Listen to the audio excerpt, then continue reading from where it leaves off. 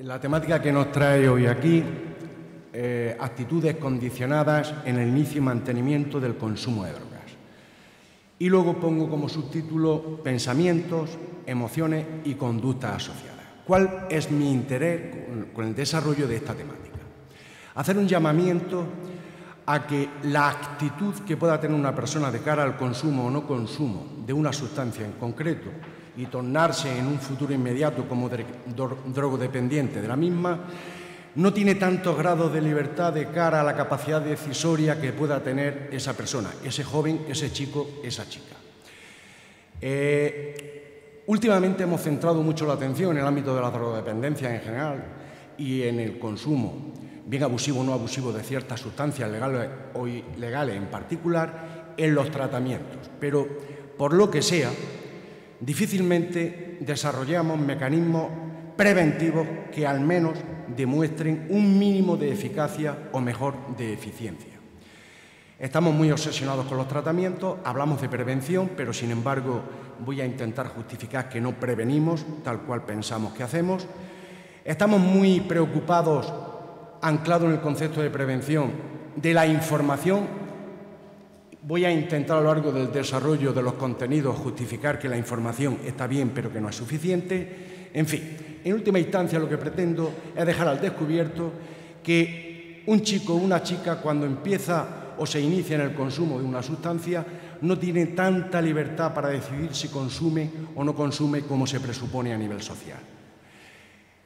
En alguna medida sus actitudes están condicionadas como consecuencia de ciertas deficiencias afrontativas en cuanto al repertorio comportamental que porta.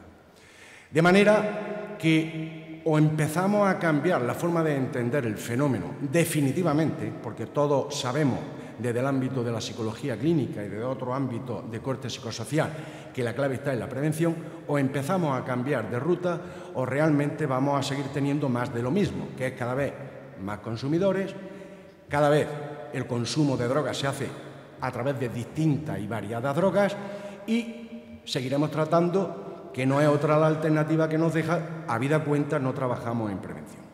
Desde esta idea, nosotros en los últimos años hemos centrado la atención en prevención.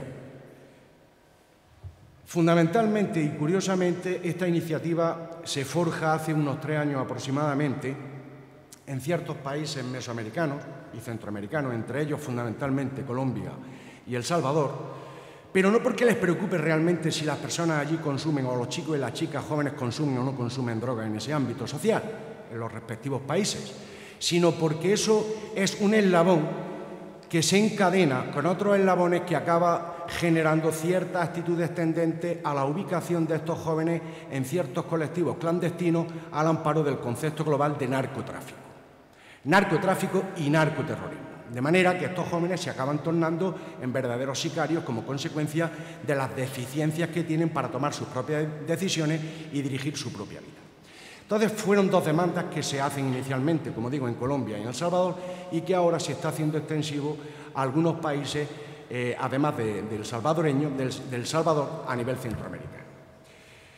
La idea de la prevención que nosotros estamos desarrollando en relación al consumo de drogas, abusivo o no abusivo, en estos países, a demanda, ya digo, de ciertos organismos públicos de Colombia y del Salvador, se centra fundamentalmente en el concepto de formación, pero no formación académica, ilustración académica, no, formación en repertorio que permita a una persona un mínimo de autonomía psicológica para tomar sus propias decisiones. Evidentemente no abandonamos la información. Sabemos que informar es importante porque ayuda a la persona a posicionarse en ese continuo de riesgo que se supone lo amenaza en un entorno que generalmente es marginal y, por tanto, con cierta carga de hostilidad. Por tanto, la lógica que voy a seguir a lo largo de la exposición va a ser la siguiente: formar e informar para motivar hacia los logros alternativos a los que puedan ser el consumo de drogas y, como se dice en Centroamérica y en Mesoamérica, el vacilar. El vacío, y así evitar el estrés, que no es otra cosa que un cuadro complejo de desorganización y de crisis personal, consecuencia de la persona no disponer o creer que no dispone de recursos suficientes de afrontamiento para dar cumplida respuesta a ciertos objetivos en su vida cotidiana. De manera que así evitaríamos la frustración y, por tanto, la negligencia personal. Tópico y concepto clave donde lo haya, porque cuando uno cae en el vacío de la negligencia personal, la ventana a todas las amenazas están abiertas, no solo al consumo de drogas, sino a otras muchas particularidades en la vida cotidiana del individuo. Dicho eso, estamos elaborando y estamos trabajando en un modelo que así visto parece como muy farragoso, pero veremos que es relativamente simple y se fundamenta en muchos conceptos y en tópicos que en el ámbito de la psicología en general y de las ciencias sociales en particular, pues son ampliamente conocidos. Hablamos de un modelo sobre el riesgo de consumo de drogas y que puede posicionar a un individuo, a un chico, a una chica joven, en un estado de crisis personal. Cabe decir que el modelo aún no está absolutamente identificado en sus parámetros ni en la especificación de los mismos. Estamos trabajando desde hace 2 años a cierta distancia, con lo cual la obtención de datos de campo es muy compleja y los inconvenientes que surgen en ciertos circuitos de obtención de esos datos aún más compleja todavía. Entiéndase, bueno, el colectivo en qué entorno social de marginalidad se ubica, las presiones policiales, las presiones políticas que hay en los países a los que me he referido anteriormente. Pero en principio, a pesar de ser un modelo subidentificado y no del todo especificado en sus parámetros y en las relaciones funcionales existentes entre los mismos, ya empieza en alguna medida con los primeros datos de campo que hemos procesado y de los cuales hemos obtenido resultados, ya empieza a apuntar como que la totalidad de relaciones funcionales paramétricas establecidas en este modelo empiezan a explicar o a cuasi explicar aproximadamente el 60-65% del riesgo de consumo de drogas de los jóvenes. No es poco, tendremos que seguir trabajando en un futuro, una vez que tengamos datos medianamente concluyentes, consecuencia de estas investigaciones de campo que se están realizando actualmente, y tendremos que seguir trabajando en la identificación y el acotamiento de otros parámetros posibles. Pero en principio ya empieza a funcionar como, digamos, elemento de referencia cuántico que nos puede permitir tomar decisiones en cuanto a cuál es el nivel promedio de riesgo de un colectivo en un ambiente social concreto. En la parte izquierda del igual tenemos el riesgo de consumo de drogas y eso lo relacionamos de la siguiente manera con las siguientes variables o parámetros. Necesidades no cubiertas de las personas, de manera que entendemos que una persona que tiene necesidades básicas o no tan básicas de orden secundario, incluso terciario, no cubiertas, es una persona en estado de hiperactivación. El tema es cómo se va a canalizar esa hiperactivación para resolver esas necesidades que no tiene cubiertas. Hablamos de privación relativa, en relación sumativa con esa necesidad no cubierta, sea de orden primario, insisto, o secundario. Y la privación relativa no es ya que la persona tenga realmente necesidades no cubiertas, sino que crea que no las tiene. La creencia de yo no tengo cubierto aquello que me gustaría tener cubierto. Ese es otro elemento que, como veremos, modula y puede catalizar en positivo el riesgo de consumo de drogas. El estrés previo en estos países, los chavales, la juventud, chicos y chicas, entre 14, 18, 20 años, tienen un estrés previo y, por tanto, elevadísimo y, por tanto, están sometidos a una situación de hipersensibilidad que cualquier cosa hiperactiva, esa hiperactividad consecuencia de no tener cubiertas ciertas necesidades personales. Evidentemente, la curiosidad, toda persona joven busca nuevos horizontes de estimulación y enriquecimiento, y más en ciertos países como los que hemos dicho. Todos esos 4 parámetros, necesidades no cubiertas, privación relativa, estrés previo y curiosidad, están en relación sumativa, pero a su vez en relación multiplicativa, porque multiplican lo que sería el efecto de lo que tenemos en esta parte de la ecuación, que sería el estrés percibido en el momento concreto en el que la persona emite juicio cuando es evaluada en relación a los parámetros que nos interesa para la investigación. O sea, ¿qué es el estrés percibido? El hecho de entender la persona que no tiene recursos suficientes de afrontamiento para dar cumplida respuesta a sus objetivos personales. Seguimos un modelo de Lázaro y Forman, en fin, unos autores que han trabajado bastante tiempo en el concepto de estrés al amparo de lo que sería disponer o no disponer de recursos de afrontamiento para la vida cotidiana de las personas. Y, por supuesto, en relación sumativa con ese estrés percibido momentáneo de la persona, tenemos los modelos incompetentes de consumidores. Evidentemente estamos en guetos, prácticamente hablando, estamos en entornos muy marginales donde todas las personas marcan unas directrices de comportamiento muy similares. Y si la droga abunda, como es el caso de los países que he mencionado anteriormente, bueno, pues lo que más fácil va a encontrar una persona joven en su entorno cercano es personas que vacilan, personas que consumen ciertas sustancias. Ahora tenemos aquí un slide, una rayita, que viene a decir que los parámetros que vienen a continuación están en relación inversa no solo con el estrés percibido y la presencia de modelos incompetentes consumidores de droga, sino también en relación inversa con las necesidades no cubiertas, con la privación relativa, con el estrés previo o hipersensibilización en cuanto a activación de las personas y con la curiosidad. De manera que lo pongo en verde porque son elementos de salvaguarda, son elementos que podríamos entender de protección preventiva para que una persona discurra o no comportamentalmente hacia el ámbito del consumo o no consumo de sustancias. Esos parámetros que establecemos en verde los llamamos maleabilidad-recuperación. En concreto no es otra cosa que el grado de robustez o resistencia psicológica o dureza psicológica o resiliencia psicológica, no me gusta el término, pero se acuña en los últimos años, junto con lo que sería el apoyo social que recibe la persona para dar cumplida respuesta a sus objetivos de vida cotidianos. Evidentemente, otra cosa que puede proteger a la persona y que está en relación inversamente proporcional con todos esos factores que entendemos de riesgo para el riesgo de consumo, sería el hecho de que en el entorno social cercano de la persona haya modelos competentes, no consumidores, y que satisfacen sus necesidades cotidianas, no precisamente bajo control de consumo de ciertas sustancias y en ciertos circuitos de marginalidad, sino que se proyectan con cierta autonomía psicológica en la búsqueda de estímulos que pueden resultarles gratificantes, alternativos, digamos, a ese consumo, alternativo a esa marginalidad, a esa forma de vivir de forma que tal. Y, por supuesto, no podemos obviar la información, es importante porque sirve de base para que una persona se posicione en cuanto a qué puede ser bueno, qué puede ser malo para mi salud, tanto a corto, medio como largo plazo.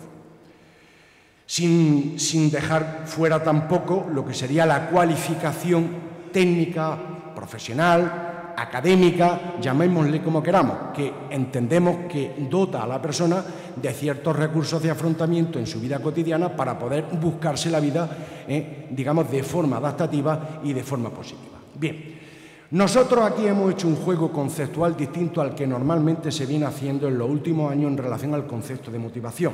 Hemos dicho que los tres parámetros, maleabilidad, recuperación, modelos competentes e información y cualificación, están en relación inversamente proporcional con el resto de los parámetros que aparecen en rojo dentro del modelo. Nosotros a esto lo hemos llamado motivación de logro. Y la motivación de logro la entendemos no como causa, sino como consecuencia desde un punto de vista preventivo. Nosotros entendemos que una persona cuando no tiene necesidades cubiertas, básicas o no básicas, o cuando cree no tenerlas, y por tanto está en una situación de privación relativa excesivamente elevada, lo que está es activada. Está activada para intentar satisfacer esas necesidades que cree no tener cubiertas o que no las tiene realmente cubiertas, pero si no dispone de mecanismos suficientes de afrontamiento para dar cumplida respuesta a esas necesidades, lo que entra en un cuadro de crisis, de desorganización personal y, por tanto, de pérdida de autonomía en cuanto a decisión hacia dónde tengo que ir, hacia dónde no tengo que ir.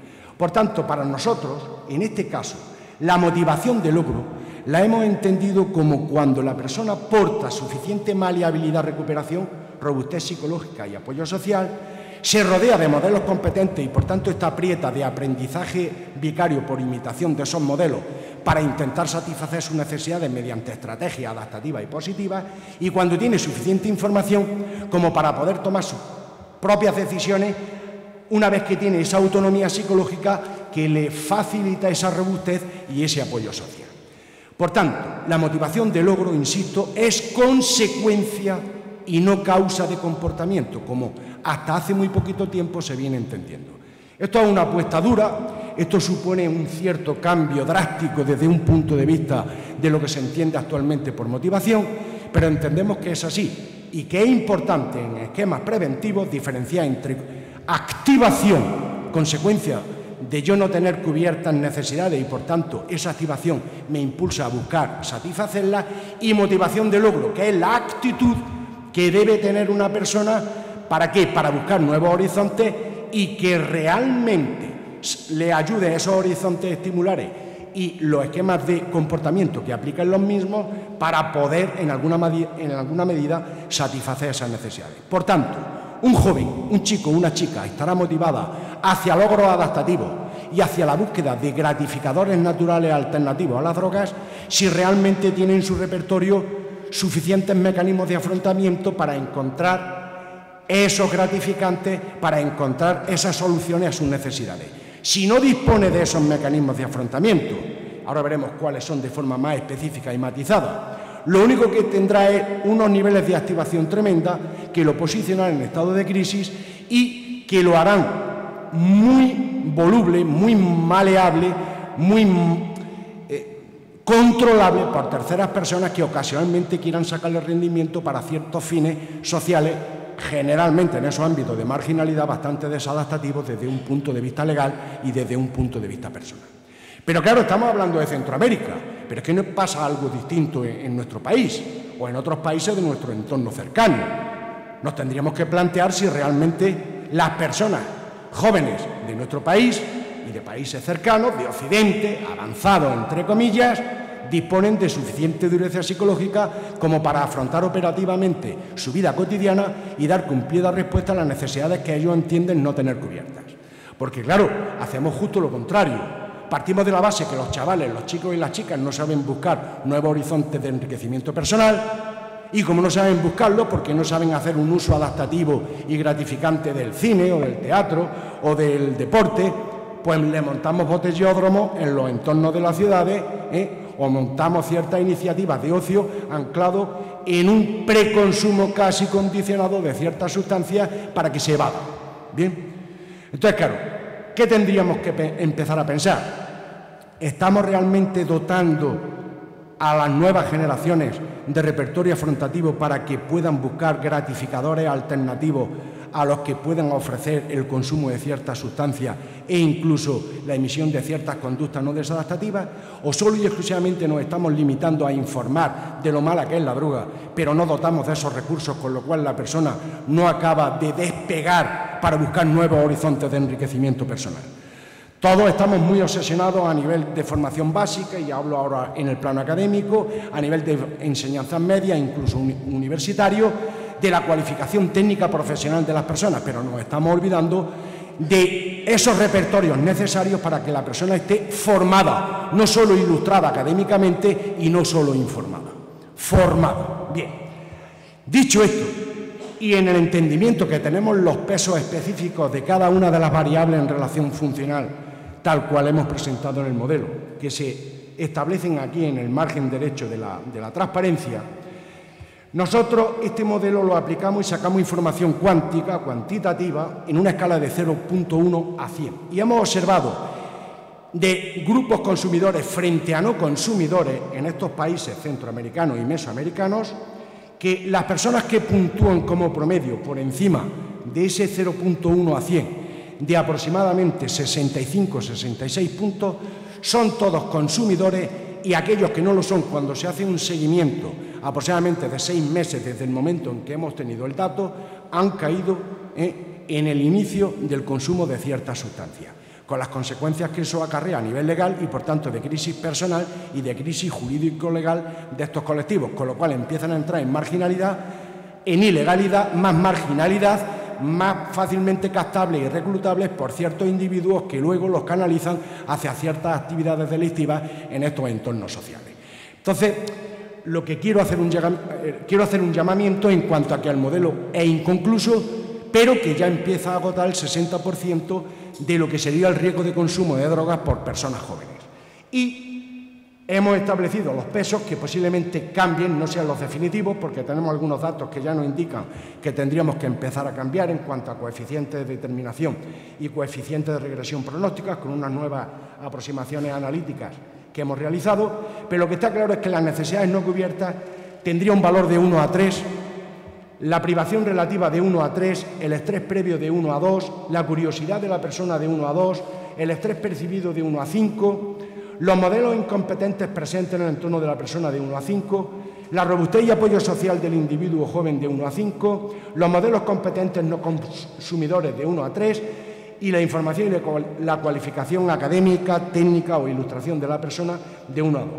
De manera que si caemos en la cuenta, los 4 parámetros que tenemos dentro del paréntesis conforman un valor terminal de 10 puntos, estos 2 que tenemos aquí, estrés percibido y modelo incompetente, otros 10 puntos con un peso de 5 y 5 respectivamente cada uno de ellos, y lo que sería el concepto o el parámetro global compuesto de motivación de logro constituido de maleabilidad, recuperación, modelos competentes e información, otros 10 puntos.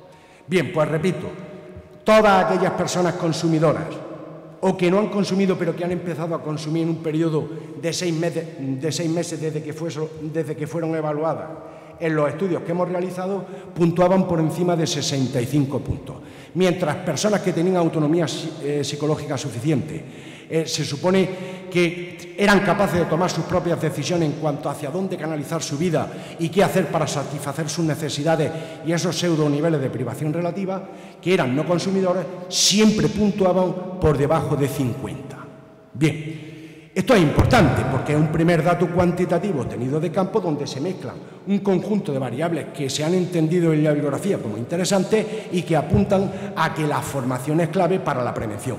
Pero la formación comportamental, la dureza psicológica, los recursos anímicos de los que dispone una persona para afrontar su vida cotidiana y conseguir fuentes de gratificación naturales alternativas a las drogas en su entorno cercano. Dicho eso, vamos a entrar de forma algo más pormenorizada en lo que serían los componentes de maleabilidad, recuperación y en concreto la robustez o la dureza psicológica. Aquí los tenemos, son muchos más, pero hemos entresacado los fundamentales. O sea, una persona es robusta psicológicamente si tiene un mínimo de confianza en sí misma, o sea, si porta autoeficacia y autoestima suficiente. Si tiene controlabilidad, o sea, si esa autoeficacia y confianza en sí misma se puede generalizar a través de distintos contextos y momentos temporales. Si la persona tiene un mínimo de coherencia personal, o en ella, en su repertorio comportamental, existe convergencia entre pensar, decir y hacer, lo cual lo hace previsible para las personas que le rodean y con lo cual no es un elemento distorsionante para esa persona, luego puede recibir apoyo social de las mismas. Se siente arropado y algodonado en las estructuras sociales en las que pueda o deba vivir. Si una persona aporta todo eso en su repertorio comportamental, se supone que es una persona robusta desde un punto de vista personal y, por tanto, con más probabilidad va a ser maleable, recuperable de cara a la adversidad de su vida cotidiana y sabrá gestionar los puntos de hostilidad y de amenaza de su entorno cotidiano. Pero la cosa no acaba aquí. Hemos hablado en el punto 4 de habilidades generales de afrontamiento. Se ha hablado en psicología de muchas estrategias de afrontamiento para dar cumplida respuesta a ciertos objetivos en la vida cotidiana, tales como las 8 que ahí se establecen, entre otras muchas posibles. Yo centraría la atención en que posiblemente el estilo de afrontamiento que más dota de recursos afrontativos a la persona, y así lo venimos demostrando en los datos que venimos recabando, todavía no publicados porque son relativamente recientes y estamos procesando la información, habría que centrar las tintas en afrontamiento basado en la acción. Está muy bien hablar de reorganización de pensamiento, de minimización, de basado en el apoyo social, de distanciamiento del problema, de basado en el autocontrol, la distracción.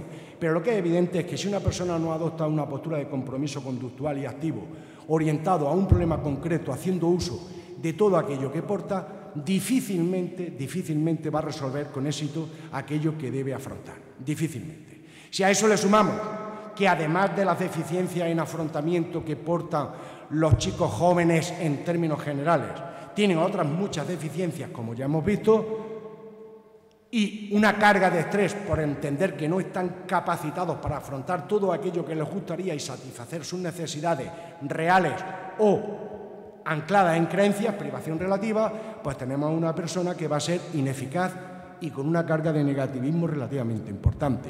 ¿Qué tendríamos que hacer, por tanto? Pues reforzar a lo que serían los elementos, los parámetros y las relaciones funcionales existentes entre los mismos, buscando la eficacia centrada en la tarea, de manera que reforzásemos la autoeficacia, la tenacidad, la búsqueda de información suficiente para resolver problemas, que sean personas atentas a los imprevistos, que desarrollen habilidades adecuadas y versátiles y, por tanto, que sean tolerantes a la frustración, que tengan cierta capacidad de sufrimiento y, por supuesto, todo eso lo posicionará en el camino de la perseverancia y de la constancia de cara a la mejora de su vida cotidiana. Dicho esto, no he dicho otra cosa que lo que es el concepto de formación en su sentido amplio y que con mucha frecuencia confundimos con ilustración académica. ¿Qué quiero decir de forma ya para concluir en relación a todo lo anterior y simplificando y sintetizando? Que los chavales jóvenes no tienen tantos grados de libertad para decidir si consumen o no consumen drogas. Habida cuenta, tienen déficits comportamentales muy serios. Déficits comportamentales que casi los abocan a unos circuitos de tratos sociales interactivos muy restringidos, donde normalmente la droga está constantemente presente, sobre todo las drogas legales y entre ellas el alcohol. Pensemos, insisto, en lo que he dicho antes del botellódromo granadino y de otros muchos botellódromos donde se ejerce esa actividad comportamental rara, no muy comprendida, al menos por mí y por otras muchas personas con las cuales hablo, y que a medio o largo plazo va a dar problemas muy serios y severos, además de los que van a dar y ya están dando otras sustancias consideradas ilegales. Por tanto, si tuviéramos que hacer algo, y ya hablaremos después en un pequeño apartado de intervención, lo que tendríamos que hacer es formar y en paralelo informar. O informar y en paralelo formar, pero no solamente informar, porque mucho me temo que casi todo lo que se está haciendo a efectos preventivos pasa por la información y no tanto por la formación. No tanto por la capacitación para que el joven, chico o chica, tenga recursos para buscar fuentes de gratificación alternativas en su vida cotidiana a lo que puedan ser los circuitos de uso, abuso o consumo masivo de drogas. Tenemos que enseñar a la gente a disfrutar de otras alternativas y de otras circunstancias que entornan a estas personas en su vida cotidiana. Y nadie disfruta del cine si no ha aprendido la fuente de gratificación tan importante que puede ser el cine. Nadie disfruta de un estadio de fútbol si no ha aprendido a jugar al fútbol. Nadie disfruta de una noche en la sierra de acampada si no sabe ni cómo montar una tienda de campaña y no tiene un mínimo de autoeficacia percibida, de autoestima, de confianza en sí mismo, de controlabilidad, de habilidades de afrontamiento generales que le permita disfrutar de eso. Moraleja. Como alternativa a los botellódromos, lo que estamos poniendo es que abrimos los campos de deportes por las noches y hacemos jornadas intensivas de cine universitario. Pero es que para eso hay que haberlo aprendido, para poder disfrutar de esos campos de deportes y de ese cine universitario o de esa obra de teatro o de esa obra de música clásica. Hay que haber aprendido y tener los elementos suficientes que me predispongan actitudinalmente hacia eso y no llenar una bolsa de botella y marcharme hacia el botellódromo. Bien, dicho eso, si una persona está formada, se supone que está en unos estados de emocionalidad que le podemos llamar positivos, en el sector de excitación a grado. Estará en vigor, diversión, entusiasmo, satisfacción, alegría, valor, altivez. Tendremos a una persona bien posicionada anímicamente ante su vida cotidiana y con una cierta capacidad de éxito anticipatorio. Tendremos una persona relativamente comprometida con un camino comportamental adaptativo. De vez en cuando esa persona, desde ese vigor y diversión y entusiasmo continuo, entrará en fase de sosiego, no puede ser de otra manera, y estará en relajación a grado, calma, certeza, placer, afecto, deseo, en fin, todas esas emociones que son buenas y que se supone deben acompañar a un joven, a un chico y a una chica que tenga expectativas de futuro y que se vea proyectado hacia un futuro de forma interesante. Frente a las emociones positivas que hemos visto en esos cuadrantes de agrado, excitación y agrado, relajación, tenemos la situación de crisis desde un punto de vista emocional. Si una persona no tiene esos recursos de afrontamiento y está circunscrita a unos circuitos pobres y encima empieza con un consumo esporádico cuando no mantenido de ciertas sustancias que lo lesionan orgánicamente, etcétera, etcétera, etcétera, tendremos a una persona en sectores de desagrado, excitación, en aversión, en odio, en ira, en duda, en tensión continua. Y además en desagrado, relajación, humillación, miedo, tristeza, apatía, agotamiento, aburrimiento y frustración. Y caigamos en la cuenta, cada día se ven personas o un mayor número de personas jóvenes que están entrando en estos circuitos emocionales. Yo conozco a vecinos míos, yo conozco a amigos de mi hijo, yo conozco a mucha gente que se supone está protegida desde un punto de vista social y no lo está tanto desde un punto de vista personal, y que luego son capaces de obtener matrículas de honor en asignaturas a lo largo de su formación media y, sin embargo, acaban siendo consumidores masivos de cocaína o de heroína o de alcohol. No tiene nada que ver la ilustración y la capacitación que decimos tienen los jóvenes a nivel social con la real capacitación y habilidades de afrontamiento, capacidades de afrontamiento que tienen a título personal. Eso los posiciona en unos circuitos guetales, marginales y muy poco positivos para lo que es el verdadero desarrollo personal de estos jóvenes. Cuando una persona empieza a consumir, además de todo lo que hemos dicho y todas las deficiencias que porta y sobre todo unos cuadros de ansiedad y estrés pseudo mantenidos y esos estados emocionales de crisis, de humillación, de desánimo, de aburrimiento, de abulia, evidentemente la persona empieza a entrar en un camino o en el campo de la debilidad, el desasosiego y la dependencia, donde se da debilitamiento físico, humillación constante consigo mismo y en relación a terceras personas, confusión entre la realidad y la fantasía, esto es la vida, esto no es, por dónde voy, hacia dónde voy, las recriminaciones de personas cercanas, se supone personas que lo quieren bien, balanceo entre la esperanza y el miedo, que va a ser de mi futuro, bien. Debilitamiento físico hacia la persona sugestionable. Ya estoy hablando de la persona que ha entrado en el consumo, por acción de los efectos de la droga y, por supuesto, de los estresores agudos y crónicos que lo entornan. Trastornos del sueño, disonias, parasonias, dificultades de atención y cuadros amnésicos. Tengo alumnos en la universidad, en la facultad, que dan cabezazos como viejos a las 11 de la mañana y tienen un color cetrino en la piel, están amarillos. Bien, claro, uno no tiene nada más que pensar, porque como doy clase los lunes y los martes y los miércoles, el año pasado los lunes y los martes, no tiene nada más que pensar el jueves, el viernes y el sábado que tienen a la espalda. ¿Estamos? Y uno cae en la cuenta por qué están como están. Y son capaces de sacar un notable en una asignatura, pero están siendo deteriorados y minados por esas amenazas que no saben cómo gestionar y cómo controlar. Trastornos psicosomáticos, pérdida de apetito, inmunodepresión, por una descoordinación en cuanto a la funcionalidad del eje hipotálamo, hipófisis adrenocortical. Sabemos lo que pasa cuando se dan esas descompensaciones funcionales entre el sistema inmune, sistema endocrino y sistema nervioso central, mediando estados de ansiedad o de estrés medianamente mantenidos y mediando estados de ánimo deprimidos. Tenemos a una persona consumidora que pierde el contacto con la realidad personal y social y empieza a aislarse hacia unos circuitos tremendamente preocupantes y poco competitivos para su desarrollo personal. Humillación constante a partir de un cierto grado de consumo se torna persuadible, lo que favorece la pérdida de autoestima y autoeficacia. Poca tenía, pero aún menos le queda. Eso lo entorna en aislamiento social, si no grupal, sí social en general, y se restringe su actividad cotidiana a sus grupos muy específicos donde imperan los modelos consumidores y donde impera un tipo de vida relacionada a ese vacilar que decíamos antes. Ocultación de lo ocurrido a otros entornos sociales distintos al propio en el que está consumiendo o donde se están manteniendo esas cadenas de aproximación al consumo. Sentimientos de culpa, depresión exógena, cuando no endógena, como consecuencia de descompensación electroquímica y bioquímica, ansiedad, estrés, crisis personal, negligencia personal.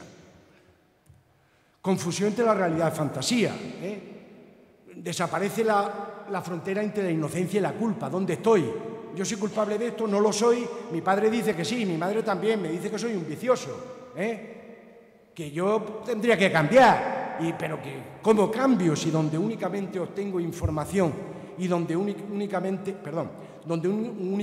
obtengo gratificación en el botellódromo los jueves y los viernes, y de ahí ya cuando salimos disparados como cabecera de puente hacia distintas discotecas hasta las 6 o las 7 de la mañana? ¿Qué voy a buscar yo? Bien.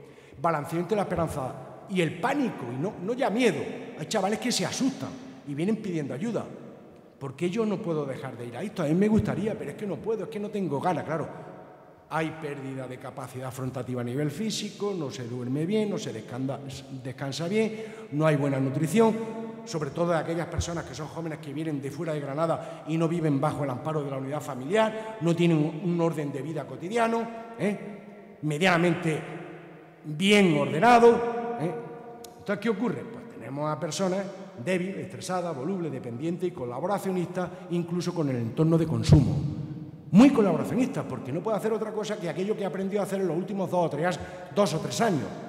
Tiene mucha información, sabe que el alcohol es malo, el tabaco, la cocaína, la heroína, sí, tiene mucha información, pero no tiene los recursos de afrontamiento para buscar fuentes alternativas de gratificación en su vida cotidiana, con lo cual está forzado, de ahí lo de actitudes condicionadas en pensamiento, en emociones asociadas y en conductas manifiestas asociadas a esas emociones y a esos pensamientos, está condicionado a esos circuitos de vida juvenil.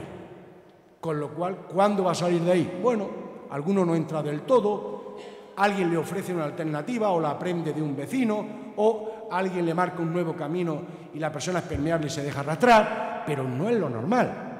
Tenemos que aproximadamente el 87% de los jóvenes de Granada hace consumo masivo de alcohol los fines de semana y no entienden que ese consumo sea pernicioso, a pesar de la información que se les está difundiendo. ¿Por qué? Porque no tienen un mínimo de autonomía psicológica para entender que su vida podría ser otra en esos momentos de jueves, viernes y sábado. No tienen esos recursos, no están formados, no están capacitados para ello, con lo cual no tienen más remedio que hacer lo que han aprendido a hacer y poner en funcionamiento los pocos recursos de los cuales disponen para buscar una mínima gratificación. Algo que ellos entienden muy importante, pero que desde fuera, cuando se objetiva y cuando se hace un análisis, caemos en la cuenta que eso es pobre, son gratificaciones pobres, y que si estos chicos y chicas tuvieran otras opciones, seguramente derivarían hacia otros derroteros. Evidentemente, la crisis, una vez que la persona ha perdido el control, porque no tiene esa autonomía decisoria suficiente y está condicionada en formas de pensar, en emociones y en conductas asociadas a esa forma de pensar, a esos circuitos, hace que la persona entre en desorganización psicológica aguda e incapacitante, muchas veces. Otras veces no tanto, dependiendo de si el consumo es más o menos ocasional. Pero, en fin, a medio o largo plazo sabemos los conceptos y los tópicos que median los procesos de tolerancia y, por tanto, de dependencia. Todo llega con el tiempo. Lo que está claro es que es una persona donde se están dando en ella, además de todos los demás y además de todas las incompetencias afrontativas que porta, bueno, pues ese trastorno por estrés que decíamos antes, trastorno del ánimo deprimido, trastorno somatomorfo indiferenciado, trastorno de pánico, trastorno psicosomático, trastorno amnésico disociativo, de fuga disociativa y de evitación experiencial.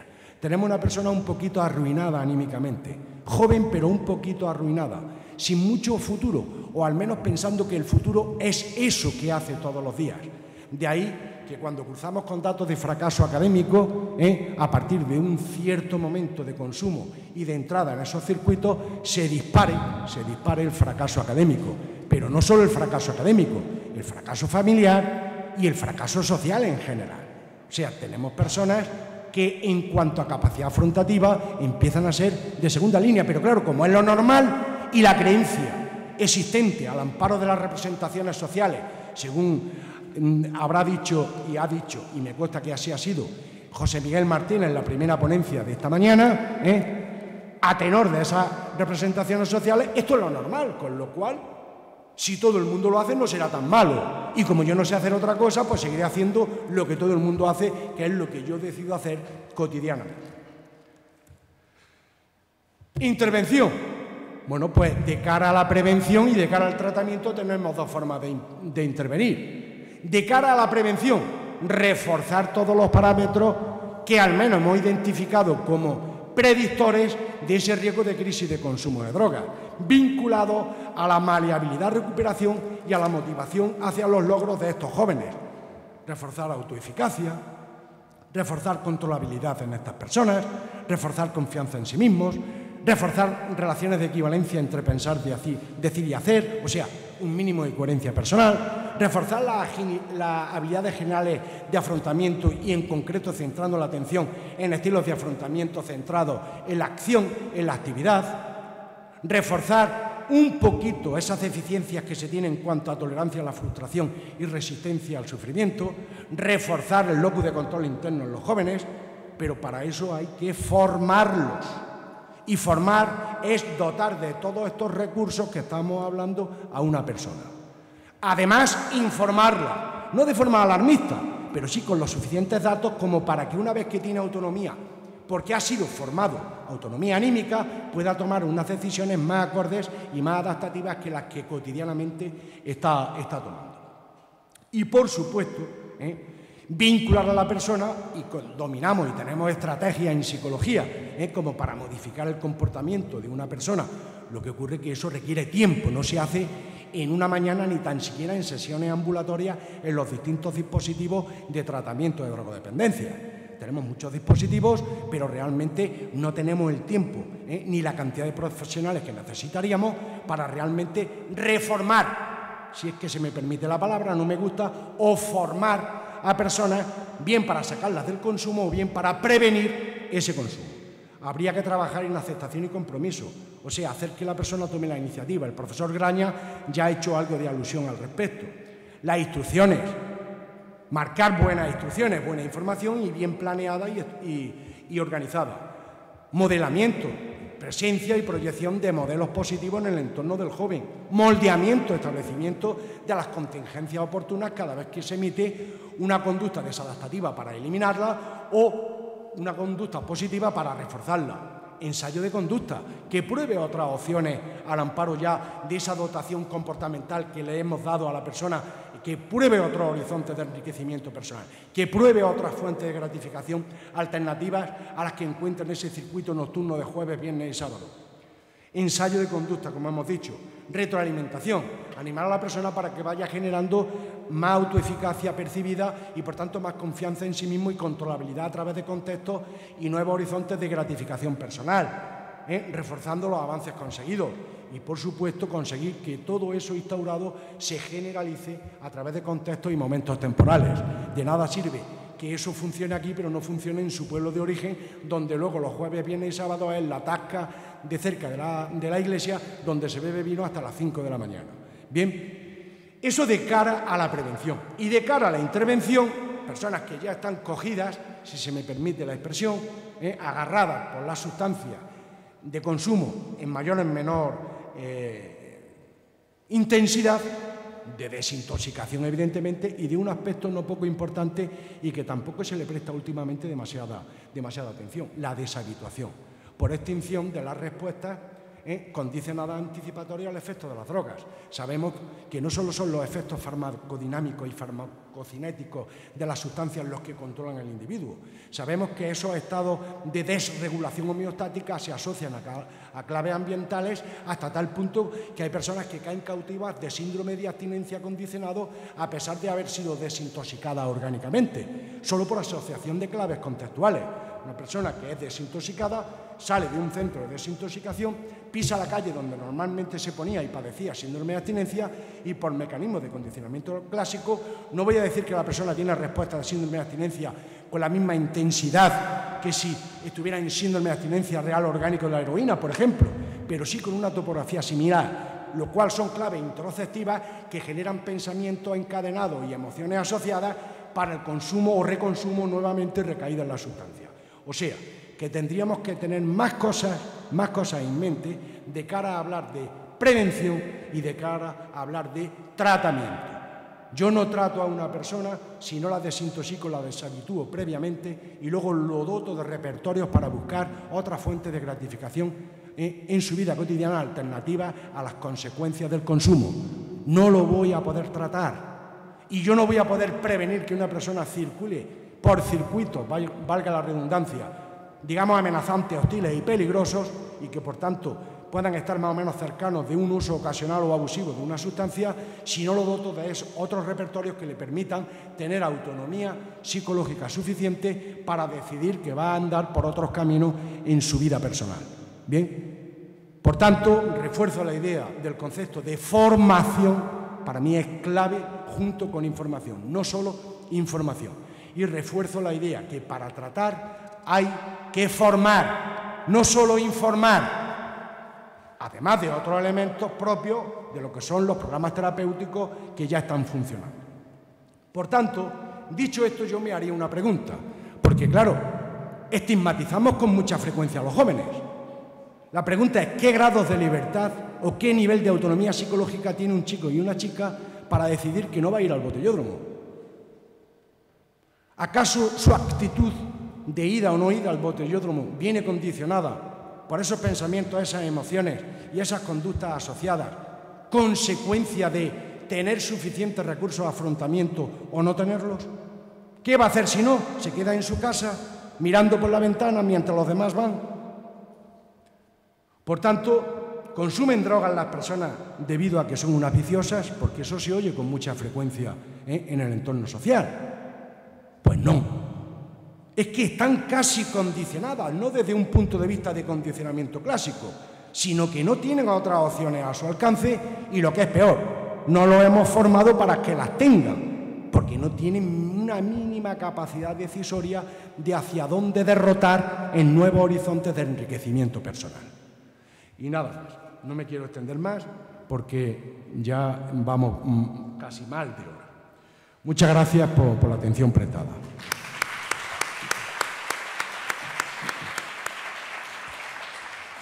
Bueno, gracias Humberto por esta brillante exposición, porque la verdad es que ha dado, creo que es la clave. Formación es fundamental, porque es verdad, estamos sobreinformados, se nos dice mucho no hagas esto, pero ¿qué alternativa nos da? Él ha dado una alternativa que incluso la Universidad de Granada, desde el Servicio de Prevención de Riesgos Laborales, podría tomarla en cuenta, porque ofrecerle una alternativa a los estudiantes para que en lugar de invitarlos a ir al botellódromo, ciertamente vamos a ofrecerle qué posibilidades podríamos hacer desde la universidad, desde el ayuntamiento, desde cualquier organización. Yo le felicito muy sinceramente y abro un turno de debate. Yo te agradezco lo dicho y ya puesto aquí como es una iniciativa que monta la Universidad de Granada y que se puede asociar al Gabinete de Prevención, vamos a llamarlo así, yo soy el director de un curso, por si a alguien le interesa otros horizontes de enriquecimiento personal, sobre supervivencia de la naturaleza en distintos ambientes. Desierto, mar, litoral, alta montaña y bosque. Todas las personas aquí presentes están invitadas a que cursen esos contenidos y que participen de nuestra actividad. Caerán en la cuenta que hay una grandísima diferencia entre ir al botellódromo y participar de esa actividad. Evidentemente, dotamos de repertorio antes para que la persona no se sienta afectada negativamente en esos entornos. Es solo una pregunta. Partiendo de la presentación y tal, yo me pregunto, ¿los jóvenes son responsables de una crisis personal o son víctimas de una crisis del sistema social? Hombre, yo siempre he entendido que aquí todo el mundo es responsable y nadie es responsable. Vamos a ver. Si una persona está deficitaria en cuanto a recursos de afrontamiento, evidentemente no es responsable. La responsable subsidiaria o el responsable subsidiario de eso será miembros de su unidad familiar que tendrían que haberlo formado, los propios estamentos que deben formar a nivel social como dispositivos oficiales, el propio Estado en general y el Gobierno en particular. Yo no creo que en última instancia, ni en primera instancia, el verdadero responsable de las deficiencias que porta una persona sea la propia persona. La persona está prieta de contingencia y relaciones interactivas con su entorno y dependiendo de si el entorno le es positivo o negativo, la persona entrará en mayores niveles o menores niveles de crisis. Eso es como decir que todos tenemos culpa y que nuestra conducta está dirigida por nosotros. Claro, siempre y cuando yo tenga recursos suficientes para dirigirme bien. Si nadie me dota de esos recursos, ¿cómo me voy a dirigir bien? Claro, pero aún así la intervención solo la plantea desde el refuerzo psicológico y personal y no desde una intervención política o social. No, es que cuando yo hablo de formación tendría que ir más allá y dar un salto a nivel politológico y sociológico, es decir, aquellas personas que estén realmente preocupadas en ciertos niveles de toma de decisión política o social tienen que caer en la cuenta que la formación es clave y que hay que montar programas formativos, no tanto ilustrativos académicamente hablando, que también, pero sobre todo formativos además de informativos. Claro, pero si continuamos estando en una sociedad que es alienante, ¿no? Y que crea ese proceso de desvinculación de la persona con su colectividad y con la propia comunidad educativa o social, estaremos en el mismo problema. Ya podemos dotarlos de herramientas que si la sociedad nos sigue entrando... Totalmente de acuerdo. Bucle... Es que tenemos el mismo presente, el mismo problema. Y si me apuras, cada año que pasa con una mayor intensidad. Cada vez es mayor el consumo de alcohol que hace la gente joven. Hace 10 años era impensable que un chaval con 16 años o 17 años anduviese ebrio a las 5 de la mañana acarreando una nevera con 3 Coca-Cola y 3 botellas de whisky. Eso era impensable. Entonces estamos de acuerdo de que hay como una doble moral, ¿no? De que por un lado procuramos esa formación de habilidades y tal, pero por otro fomentamos el consumo y esa situación de alienación personal y de no es que fomentemos, es que a veces la ignorancia es muy mala. Es que hay gente que no cae en la cuenta que la formación es clave en cuanto a instauración de todos estos repertorios comportamentales en lo que sería el comportamiento global de una persona. Y cae en la cuenta que lo único que importa es informar. Informar vale lo que vale, es uno de los mecanismos por el que se puede cambiar conducta. Pero si no viene aderezado de moldeamiento formativo y a su vez de imitación o de personas susceptibles de ser imitadas y que sean positivas en su comportamiento, pues no cerramos el círculo. Bueno, y de estructuras sociales que nos permitan... Evidentemente, y el propio contexto. A veces el hecho de que algo esté disponible y que pueda favorecer una gratificación, aunque pequeña, pero muy pronta en el tiempo, es suficiente para que la persona se lance hacia ese algo, que es el caso, por ejemplo, del botellódromo. Bueno, ¿alguna cuestión más? Y cerramos el turno de... ¿Alguien más quiere participar? ¿Usted? ¿Alguien más? Y cerramos el turno de debate. Bueno, pues usted y ya clausura. Hola. Sí. ¿Se escucha? Sí. Gracias. Más que una pregunta, es una opinión más al debate que han abierto anteriormente. Dentro del modelo ecológico de Bonfer-Brenner, aportando un poco como al tejido del consumo, se concibe varias esferas. El individuo, como usted bien lo ha expuesto, tiene características de actitudes, etcétera, y características de personalidad que inciden y que predisponen al consumo. Pero también hay que reconocer que la familia, el tejido familiar, es decir, la esfera microsocial, el barrio donde se vive, la institución a la que se pertenece, teje completamente el consumo. De igual manera, la política pública, la historia, la cultura, etcétera. De tal forma, creería yo que intervenir al consumo desde un primer nivel de prevención, desde la información, desde la formación, como bien se lo ha expuesto, es un gran aporte. Sin embargo, pensaría también que la invitación es a pensar un poco más en cómo puede participar la familia o cómo podemos participar nosotros también como miembros de nuestras comunidades en esa intervención con personas en consumo. Y yo creo que un primer avance es reconocer que todos somos consumidores. Es decir, si yo fumo cigarrillo, pues consumo, no necesariamente soy drogodependiente, pero consumo. O si yo me prendo del Facebook, del celular todo el día, estoy consumiendo sin sustancia. O si yo consumo café todo el día, pues igualmente soy consumidora, incluso dependiente. Entonces, tenemos diferentes formas de consumo. Y de igual manera podemos, así como aportamos siendo consumidores, podemos aportar siendo familias que formamos a nuestros hermanos, a nuestros hijos, a nuestros primos, a nuestros abuelos incluso, que consumen y visitan el hospital seguidamente por estos consumos, pero también como comunidades, y hablaríamos entonces de comunidades protectoras. En Colombia, por ejemplo, desde la política pública ya pensamos que todos y cada uno de nosotros podemos ser agentes de salud mental. Es decir, que en la esfera, en el lugar en donde estemos, en cualquier contexto, podemos aportarle no solamente a la prevención, sino a la intervención. Entonces, creo que el consumo es un tejido muy complejo, no complicado, complejo. Y todos y todas esas esferas deben estar dentro de un programa o de la estrategia de prevención. Sin duda, estoy totalmente de acuerdo contigo. De hecho, parte del trabajo que hemos realizado se realiza en la ciudad de Medellín, y para que veas hasta qué punto es importante todo lo que dice, y tú lo sabes, pero a lo mejor no el resto de las personas que asisten a este acto, en el momento que se modifica, por ejemplo, la forma de una plaza pública, ya está repercutiendo en que se aumente o se disminuya el consumo ocasional de ciertas sustancias. Hicimos una prueba muy específica a modo de exploratorio de campo, en concreto en Medellín, en la Comuna 13, trabajando con 3 combos muy complicados que se ubican allí. El mero hecho de limpiar, no lo podemos llamar plaza porque aquello era pues como un muladar, ¿no? Pero bueno, el hecho de limpiarlo y darle cabida a personas mayores de las unidades familiares desplazó el consumo masivo de una sustancia en ese punto. Por tanto, yo tengo efectivamente una visión ecológica del proceso en cuanto a la complicación que lleva.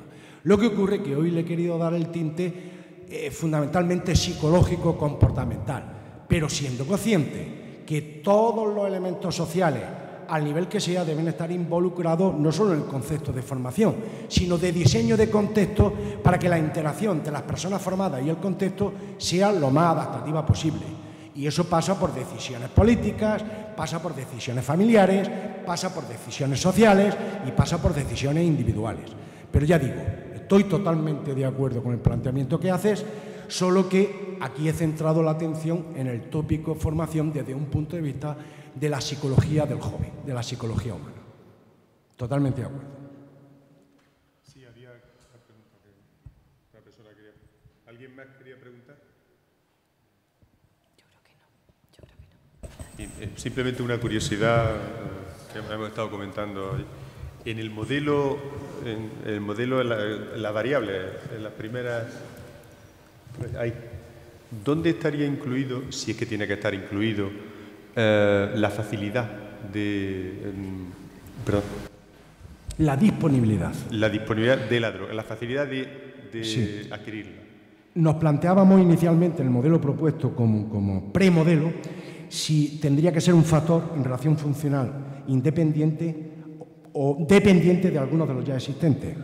Lo metemos anclado, porque así nos lo dice el análisis que hemos realizado de datos, anclado a lo que serían los modelos incompetentes. Está en relación de inclusión con el modelo incompetente. Se supone que yo estoy en un contexto marginal, como consecuencia de no tener recursos para la búsqueda de otros contextos sociales, y ahí que hay incompetentes.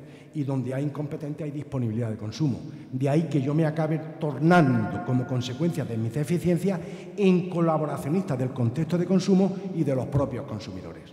O sea, está en relación de inclusión. Porque cada uno de estos parámetros o factores, de ellos cuelgan distintos subaspectos o subconstructos, vamos a llamarlo así, que también los tenemos ponderados.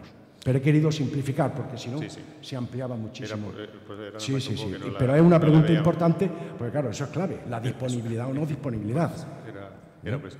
Y otra pregunta que quizá en el contexto del simposio, lo digo por su denominación y quizás los temas que se han tratado y tal, pero me gustaría su opinión como experto, ya de bastantes años trabajando en este campo. El Estado, la sociedad quizás también, ¿desde qué punto de vista o desde qué puntos de vista debería de atacar, entiéndaseme, el problema de la droga? Es decir, ¿es un problema de salud? Sí, no, solo es un problema. Es decir, ¿desde qué punto? ¿Cuál es su opinión? Es una opinión que yo no me atrevería a hablar de un problema de salud solo. Yo me atrevería a utilizar el planteamiento que ha hecho. ¿Cómo es tu nombre? El planteamiento que ha hecho Mary en cuanto a un enfoque multidisciplinar y multinivel, un enfoque ecológico. Incluso un arquitecto tiene mucho que decir en relación a este fenómeno. Si la distribución y organización urbanística, y estamos en una escuela de arquitectura, de una ciudad, hace más proclive o menos proclive el hecho de que se den esas estructuras grupales pseudoletales. De hecho, se está trabajando bastante en diseño urbanístico anclado a la prevención de ciertos actos delictivos, o por lo menos, si no delictivos, de ciertos actos poco adaptativos. Y se demuestra que funciona con la misma o más eficacia que podría funcionar un programa de intervención puramente psicológico. O sea que esto debe ser un enfoque multidisciplinar donde todas las fuerzas fácticas y órganos que puedan tener responsabilidad y capacidad decisoria al respecto tienen que involucrarse. ¿Qué estamos haciendo ahora? Parcheando. Hacemos un poquito de información, que por cierto nos cuesta mucho dinero para no llegar muy lejos.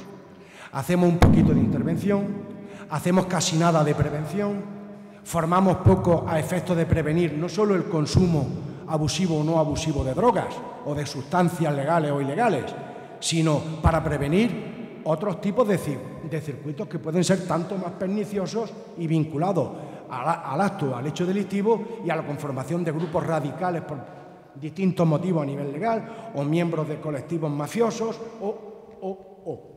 O sea que tenemos mucho que hacer. Entonces estamos parcheando sin una visión conjunta de lo que es la verdadera dimensión del fenómeno, que es muy complejo.